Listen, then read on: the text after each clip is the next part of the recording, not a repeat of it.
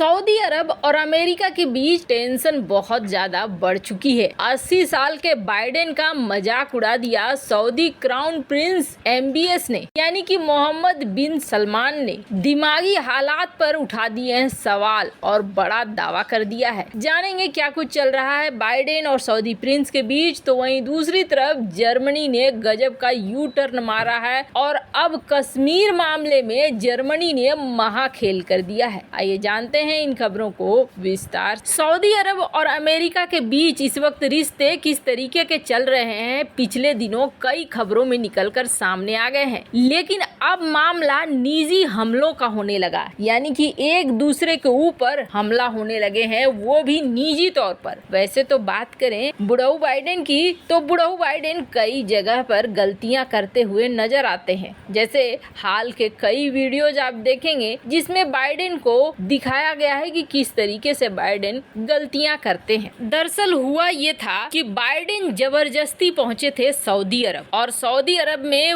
वो प्रिंस से मुलाकात करना नहीं चाहते थे। ये मुलाकात जबरदस्ती वाली थी, क्योंकि आखिर बाइडेन किस मुंह से मोहम्मद बिन सलमान से मिलते। एक बार को बाइडेन उन्हें हत्यारा भी कह चुके हैं। जमाल खशोगी हत्याकांड को लेकर बाइडेन ने एकदम साफ साफ कह दिया था कि हम इस चीज को बर्दाश्त नहीं करेंगे। वो तो अमेरिका में जब ट्रम्प आए तो ट्रम्प ने सऊदी अरब के साथ रिश्तों को अच्छा किया। सऊदी अरब के या फिर ये कहें अरब जगत से कई तरह की तस्वीरें निकल कर आने लगी। ये जो है ये ट्रम्प की अरब जगत के साथ एक फेमस तस्वीर है, जिसको लेकर एक कार्टून ने भी भविष्यवाणी की थी। वैसे आपको बता दें इस तस्वीर के बारे में एक फेमस कार्टून सीरीज है अमेरिका की ही, जिसमें कहा जाता है कि काफी पहले भविष्यवाणी कर दी गई थी। खैर, कहने का अर्थ ये है कि ट्रम्प ने फिर भी रिश्तों को सुधारा, लेकिन बाइडेन ने एकदम से सऊदी अरब के साथ रिश्तों को बिगाड़ लिया। अब ऐसे में बाइडेन अगर सऊदी अरब जाएंगे तो उन्हें सुविधाजनक तो लगेगा नहीं। यही वजह है कि कहा जाता है कि जब बाइडेन और क्राउन प्रिंस की मुलाकात हुई तो ऐसा लग रहा था जैसे बाइडेन वहां रुकना ही नहीं चाहते हैं। बाइडेन जो पॉलिसी वाली चर्चाएं थी उसमें दिलचस्पी ले ही नहीं रहे थे। अमेरिका और सऊदी अरब ने अक्सर सुविधा के संबंध बनाए हैं। सुविधा का संबंध का क्या मतलब होता है? जिसमें दोनों को फायदा हो, चाहे वो आतंकवाद का मुकाबला करना हो या सैकड़ों अरबों डॉलर के सऊदी तेल और अमेरिकी हथियार का खरीदना हो। सब एक दूसरे के फायदे के लिए, जब भी इन दोनों देशों के बीच में कोई रिश्ता बना है एक दूसरे के फायदे के लिए ही बना है, और अब ऐसा लग रहा है कि वो फायदा नहीं हो रहा है। सऊदी अरब और अमेरिका के बीच एक बार फिर से संबंध तनावपूर्ण हो चुके हैं, और अब खबर आ रही है कि सऊदी अरब के क्राउन प्रिंस मोहम्मद बिन सलमान ने निजी रूप से कथित तौर पर अमेरिकी राष्ट्रपति जो बाइडेन का मजाक उड़ाया और यहाँ तक कह दिया कि उसकी मानसिक स्थिति सही नहीं है। ये दावा दोनों देशों के बीच ओपेक प्लस के तेल उत्पादन में कटौती की घोषणा के बाद जो तनाव बढ़ा है उसको और ज्यादा बढ़ा सकता है। अब आप सोचिए, सुपर पावर अमेरिका के राष्ट्रपति को कह दे कि ये पागल है या फिर इसका मानसिक संतुलन बिगड़ा हुआ है, तो कुछ न कुछ असर तो देखने को मिलेगा। वैसे जब आधिकारिक तौर से पूछा गया तो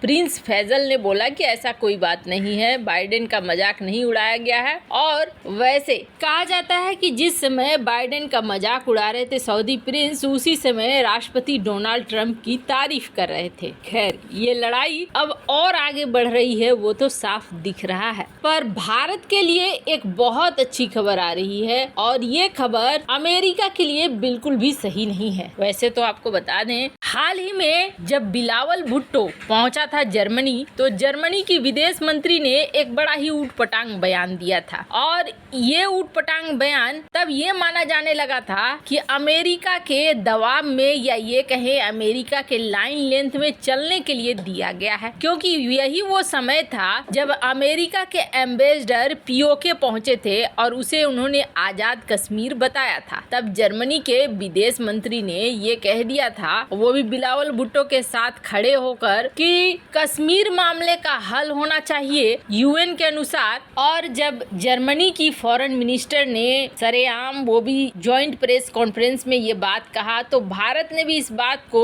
सीधे सीधे ऑब्जेक्ट कर दिया था और इसका कि ये जो फॉरेन मिनिस्टर जर्मनी के और पाकिस्तान के जॉइंट होकर जम्मू कश्मीर पर जो दे रहे हैं उसके लिए भारत ने बड़ा ही खराब बयान देते हुए ये कहा था कि दुनिया भर के जो ग्लोबल कम्युनिटी है अगर सचमुच ये सीरियस है टेररिज्म को लेकर, आतंकवाद को लेकर, तो अपने अपने जिम्मेदारियों का वहन करना चाहिए। भारत की यूनियन टेरिटरी है जम्मू कश्मीर और इसमें लगातार दशकों से आतंकी हमले होते रहे हैं। विदेशी लोग भी इसमें शिकार हुए हैं। पाकिस्तान उन देशों में से है जहां के टेररिस्ट ने 26/11 का हमला किया है, इसलिए इस तरीके के बयान बिल्कुल भी शोभा नहीं देते हैं। जर्मनी का उस समय बहुत कड़ा विरोध किया था भारत ने। वैसे बड़ी बात ये है कि कश्मीर को लेकर ये बातें पाकिस्तान और शरीफ सरकार तब लेकर बैठी पड़ी है जब बाजवा ने अपने बयान में इस बात को कहा था कि दुनिया बहुत आगे निकल चुकी है और हमें भी अब आगे निकल जाना चाहिए। बाजवा ने कश्मीर मामले को लेकर कोई भी बात नहीं कही थी, लेकिन उसके बाद से शरीफ गवर्नमेंट हर जगह कश्मीर कश्मीर लेकर उछल रही है। जैसे ही कश्मीर मामले में पाकिस्तान को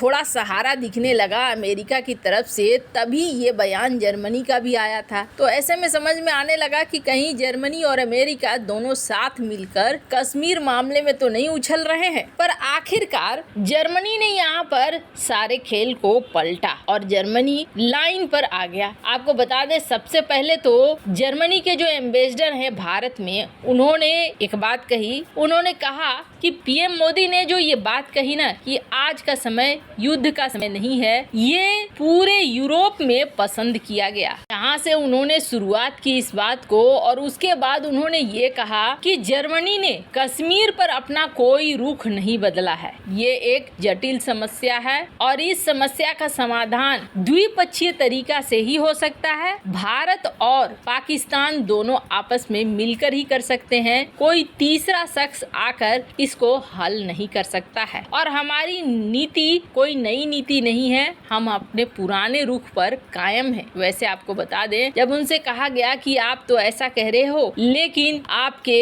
फॉरेन मिनिस्टर ने तो कुछ और ही कहा, तो आपको बता दें उन्होंने कहा कि मैं इस मुद्दे को और ज्यादा नहीं खींचना चाहता हूँ, लेकिन हमारा बयान एकदम से साफ है कि हमने कोई रुख नहीं बदला है। कश्मीर पर जो भी मामले हैं वो भारत पाकिस्तान दोनों मिलकर सुलझाएंगे, इसमें किसी तीसरे देश की कोई भूमिका नहीं होनी चाहिए। वैसे ये बहुत ही अच्छे वाला यू टर्न है जो जर्मनी ने इस बार मारा है कश्मीर पर। पहले ईरान और फिर जर्मनी, ये बहुत अच्छा संजोग है। वैसे आपको क्या लगता है, इन सब मामले में आपकी क्या राय है, कमेंट कर जरूर बताएं।